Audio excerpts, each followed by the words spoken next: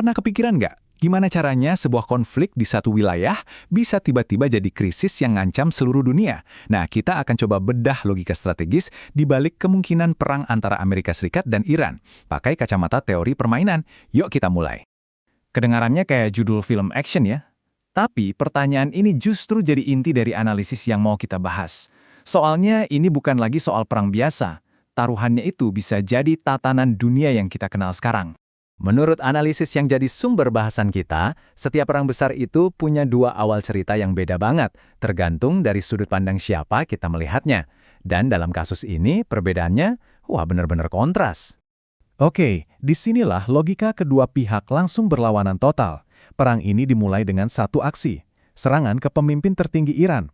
Buat Amerika dan Israel, ini adalah langkah catur yang brilian, sebuah pemenggalan untuk motong kepala ularnya. Tapi, buat Iran, ini justru pemicunya.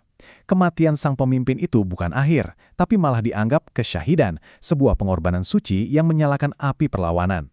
Nah, di titik ini, aturan mainnya berubah total. Bagi Iran, ini bukan lagi perang ekonomi atau politik biasa. Ini adalah jihad. Menurut analisisnya, ini adalah perang suci, sebuah kewajiban agama untuk balas dendam dan berjuang habis-habisan. Dalam teori permainan, ini artinya Iran rela menanggung kerugian yang jauh lebih besar daripada yang bisa dihitung pakai kalkulasi untung rugi biasa. Oke, sekarang kita lihat gimana perang ini bakal berjalan. Pertempuran sesungguhnya itu tidak terjadi di garis depan kayak yang kita bayangin. Arena perangnya jauh lebih luas dan jauh lebih rumit. Langkah balasan pertama Iran itu, dari sudut pandang mereka, cerdik banget.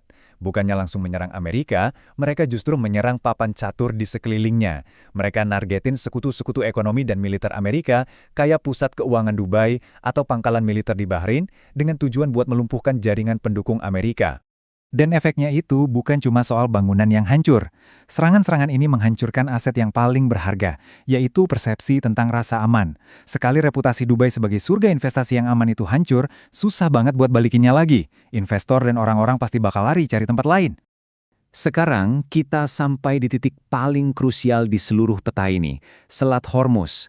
Jalur air yang sempit banget ini, yang katanya bisa diseberangin sambil berenang, justru jadi pusat dari semua konflik ini. Kenapa bisa begitu?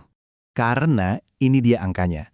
20% dari total pasokan minyak dunia setiap hari lewat jalur sempit ini. Coba bayangin dampaknya. Kalau jalur ini ditutup, negara industri kayak Jepang itu bisa lumpuh ekonominya dalam waktu kurang dari setahun. Dan ini bukan cuma soal minyak. 80% makanan untuk negara-negara Teluk juga diimpor lewat selat ini.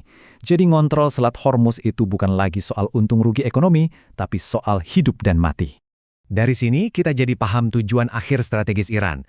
Bukan cuma buat bertahan, tapi buat ngeruntuhin fondasi kekuatan Amerika.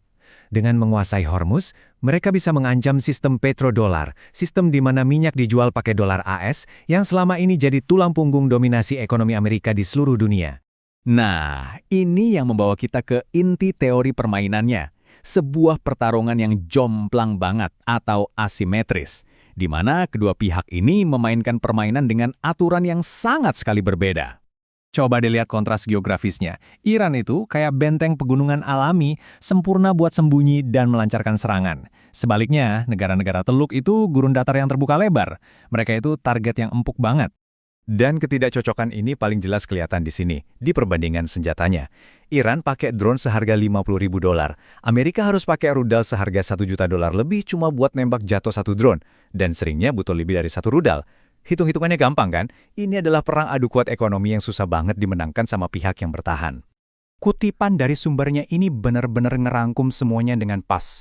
Doktrin militer Amerika itu dibangun buat era perang dingin, buat lawan negara adidaya lain. Mereka nggak dirancang buat menghadapi musuh yang lincah, murah, dan tersebar di mana-mana kayak gini. Tapi, ternyata ada satu kelemahan fatal yang dimiliki kedua belah pihak. Faktor penentu dalam perang ini mungkin bukan rudal atau drone, tapi sesuatu yang jauh lebih mendasar, air. Coba lihat grafik ini. Angka-angkanya ini nunjukin betapa rapuhnya seluruh wilayah ini. Gampangnya, tingkat stres air 100% itu artinya kita pakai air secepat alam mengisinya kembali. Dubai ada di angka 17.000%. Ini mengubah air dari sumber daya biasa jadi senjata paling mematikan. 60% pasokan air bersih negara-negara Teluk itu datangnya dari pabrik desalinasi, alias pabrik penyulingan air laut. Pabrik-pabrik raksasa ini menurut analisisnya adalah target yang empuk banget buat drone-drone Iran. Hancurkan pabrik-pabrik ini, dan kota-kota besar bisa jadi nggak layak huni lagi. Tapi ini pedang bermata dua. Iran juga punya kelemahan yang sama persis. Mereka udah bertahun-tahun menderita kekeringan parah. Ini artinya strategi balasan dari Amerika dan Israel juga udah jelas. Hancurkan bendungan dan waduk-waduk Iran dan manfaatkan krisis air mereka sendiri. Nah, akhirnya kita sampai di dua endgame yang saling berlawanan. Ini bukan lagi soal menang atau kalah dalam pertempuran, ini tentang siapa yang bisa membentuk ulang seluruh tatanan di Timur Tengah. Oke, jadi rencana akhir dari sisi Amerika dan Israel menurut analisis ini adalah memecah belah Iran dari dalam. Langkah-langkahnya jelas, hancurkan infrastruktur airnya, bakar konflik antar etnis, dan biarkan negara itu hancur jadi negara-negara kecil yang saling perang. Dengan begitu, Iran sebagai ancaman regional bakal hilang selamanya. Di sisi lain, rencana besar Iran jauh lebih ambisius. Tujuannya bukan cuma buat bertahan hidup, tapi buat menciptakan tatanan dunia yang baru.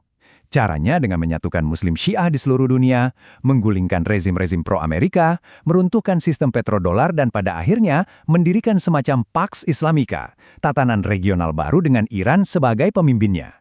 Dan ini membawa kita ke pertanyaan terakhir, inti dari permainan adu nyali ini. Kalau satu kekuatan didorong oleh keyakinan soal kesyahidan dan kekuatan lainnya didorong oleh perhitungan strategis, siapa yang bakal mundur duluan? Siapa yang punya kemauan lebih besar buat menanggung kerugian? Analisis ini emang nggak ngasih jawaban pasti, tapi justru meninggalkan kita dengan pertanyaan yang bikin kita mikir keras.